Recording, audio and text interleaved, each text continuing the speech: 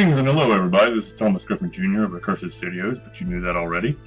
And I'm here to do probably the first video I've done in a very, very long time, a review episode, but actually this is going to be a little bit different. This is going to be kind of a blind watch of an episode of an anime. And with me here is someone that I recently befriended, and his name is Savant. He goes by Savant. And how are you doing, Savant? I'm doing very well, thank you. What we're going to be doing, today's offering is going to be an anime that was done back in the mid-90s called Key the Metal Idol. Now, he has never seen this, hence the idea that it's being a blind reaction. I'm not going to be able to show you the actual us watching it so you can get his reactions, but there will be a break, and then we're going to watch this video, and then we're going to come right back to it, and he'll give me his input and what he thought about it. Judging by what I've explained from it, what are you expecting so far? Well, I'm actually expecting something on the excitement meter. I scale it 1 to 5. I'm going to give it a 4 of what I'm expecting, but I will rate it afterwards. Interesting way of looking at it. Yeah. By the way, what's the deal with the cane? Oh, Maestro? Oh, I've had him for years. How old is Maestro? I'm not quite sure. He was given to me by my first brother-in-law before my sister threw him to the curb. Anyways, we're going to go ahead and get started with this video, so hopefully he'll enjoy it, and he'll give us our commentary and his opinions afterwards. So, see you guys in a little bit, everybody.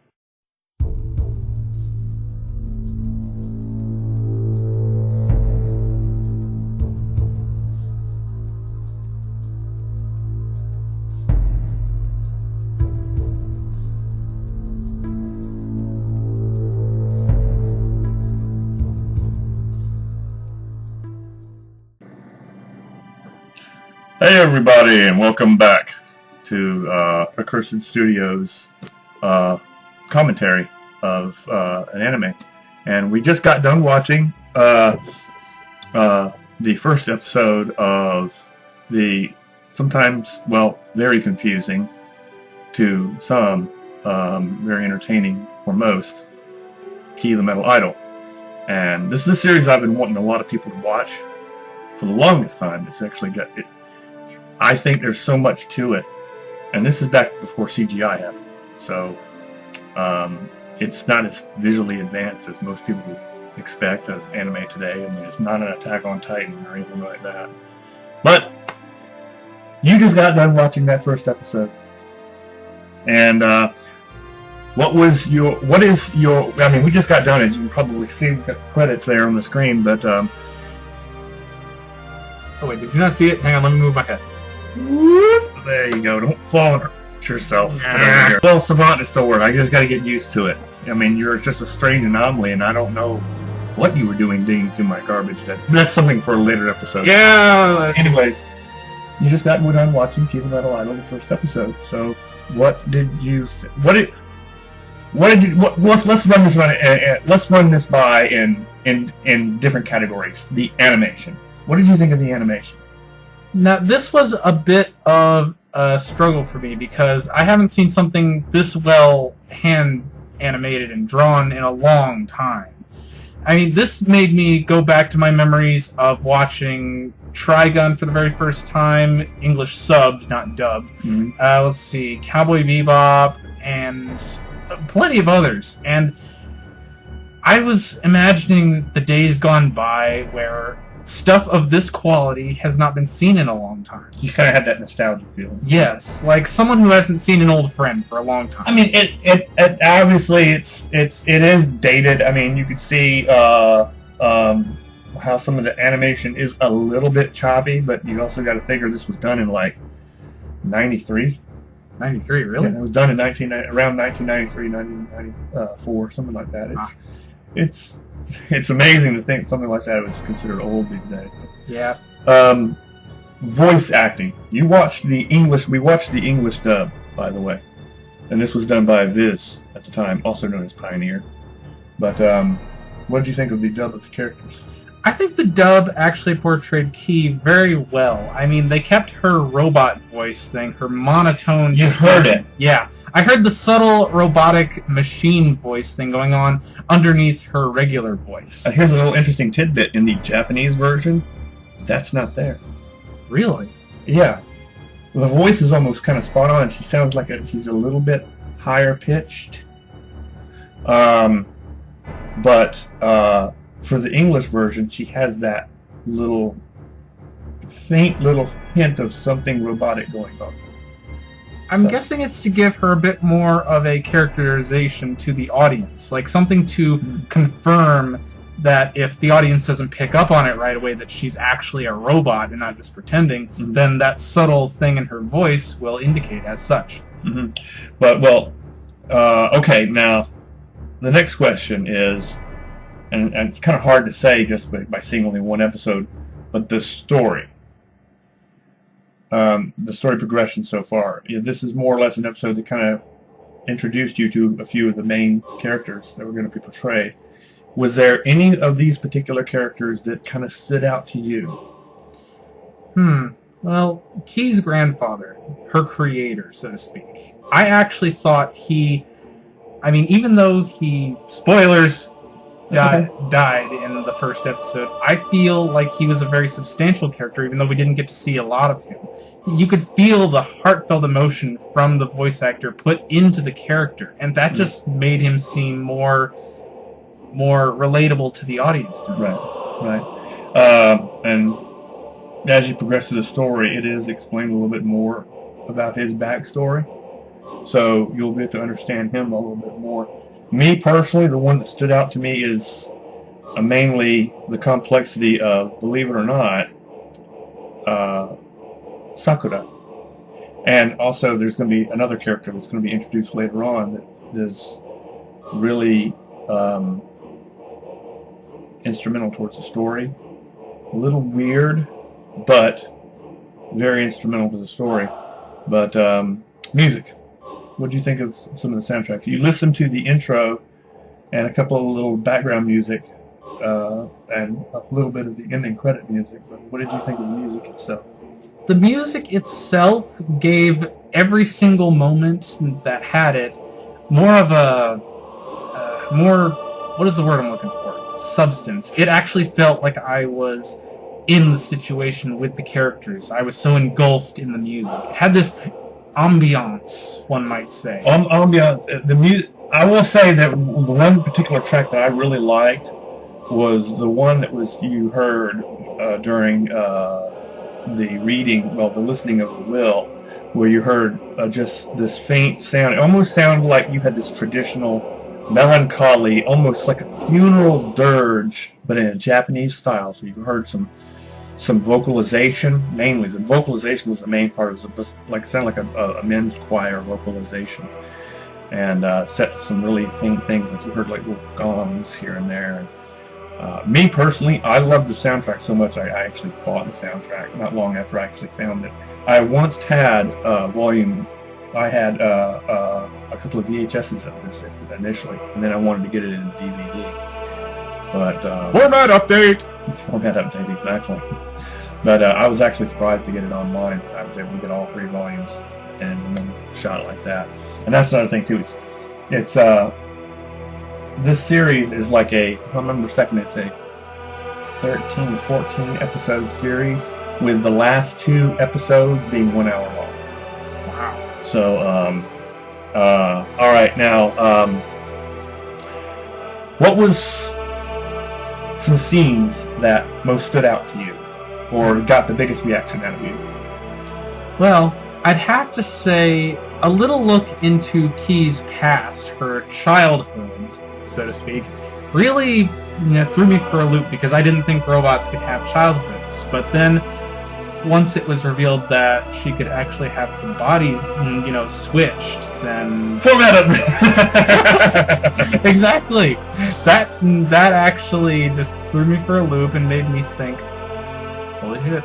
Me personally, the scene that would shock me when I initially saw it was if you call it that, the fight. Oh, you mean the slaughter? Yeah, just with 2 moves, one of the robots annihilated 2 punks, and they got annihilated in very interesting ways. And I don't mind saying this because it's not really that big of a spoiler. The first guy he hit, he tumbled ragdoll style into a narrow alley that narrowed even more. So he got squished in that narrow, and the other guy tried to run away, but he got punched in the face, his head hit a brick wall, and then the brick wall fell on top of his cranium. You could say he became a bit brain dead. Okay, now let's give us your list of pros and cons.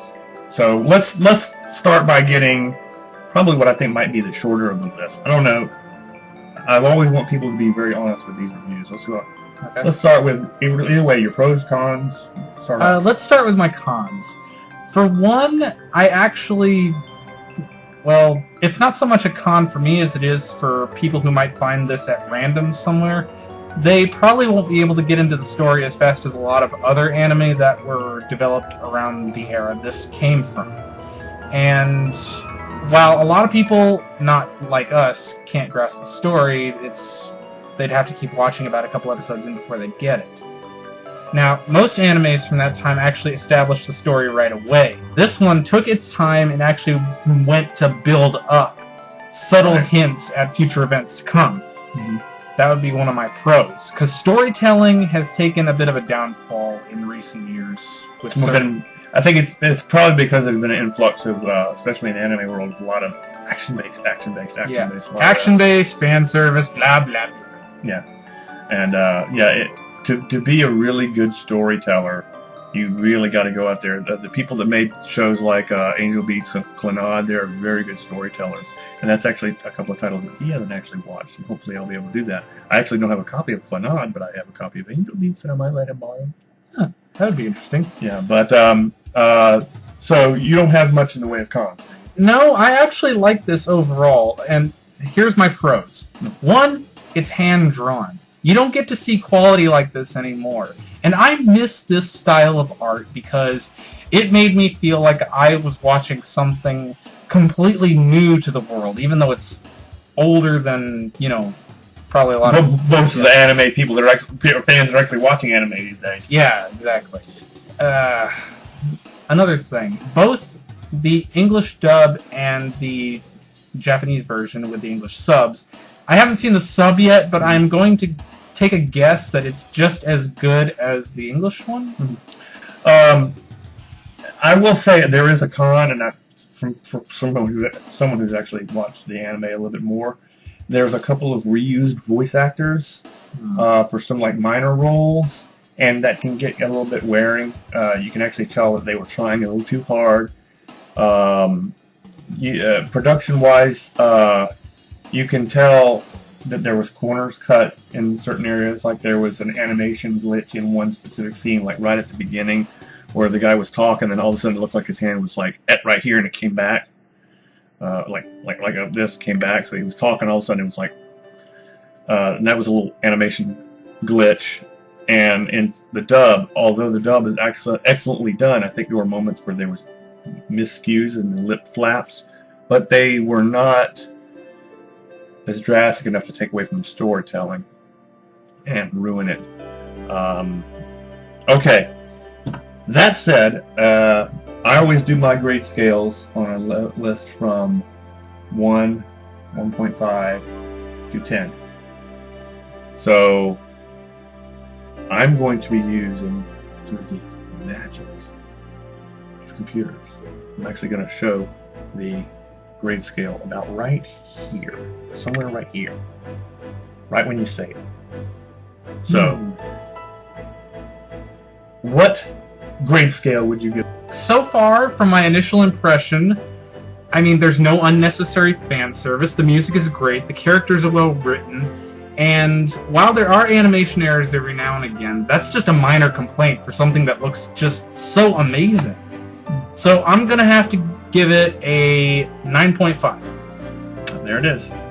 That's pretty good. Oh, yeah, that's pretty. Yeah, it's simple, but I gotta deal with what I gotta deal with. That's a pretty high score. I honestly gave it like a 9. And you give it a 9.5. That's almost perfect, man. It didn't impress you that much? You're not just pandering, are you? Oh, no, trust me. It takes a lot to impress me. But this one, it just blew my mind. Well, there you go. A 9.5 for Key the Metal Idol, and he only watched episode 1. honestly, if he saw future episodes, honestly, one of these days he's going to have to come over again sometime, and we're going to actually do a watch where I'll do a couple more than just that, because there's, I think, episode 3 I really want him to see, where he's going to be going, oh shit. Let me guess, it's an opinion changer, isn't it? No, but let's just say some shit goes down and you're like, oh my god, that just happened. Wow. And it's a little bit of a shocker. And you didn't expect it to see it, just see it coming. But for everybody that's a guest on my show, I always like for them to plug. So the music is starting now for my end credit stuff. And now I want to turn it to you. Is there anything you would like to promote of your own? Nah, not really. Really? Yeah, okay, I got nothing else going on right now. Well, there it goes. Well, besides Cue the obligatory record scratch there for the music. Yeah. Why you gotta do this to me? Well, it's just my own stuff has been on the back burner for a while, and my camera... But you are planning stuff. Yes, I am. What are these things that you're planning? Sketch comedy! Funny reviews of movies and cartoons. Who knows? It could be multiple things, including, and not limited to, Kamen Rider stuff. Ooh, this is interesting. Kamen Rider. Yep. Wait a minute. How well versed are you at Kamen Rider? I am just getting started at it, but I have friends who are willing to teach me what they know. Give me a pose. You know one? I got one for you. This has been Thomas Griffin Jr. of Accursed Studios and my friend Savant here. Thank you for watching this episode of Accursed Studios Let's Watch. I got hairy eyebrows. I just need to end this video right now. Have yourself a wonderful day. God bless, and enjoy your anime, ladies and gentlemen.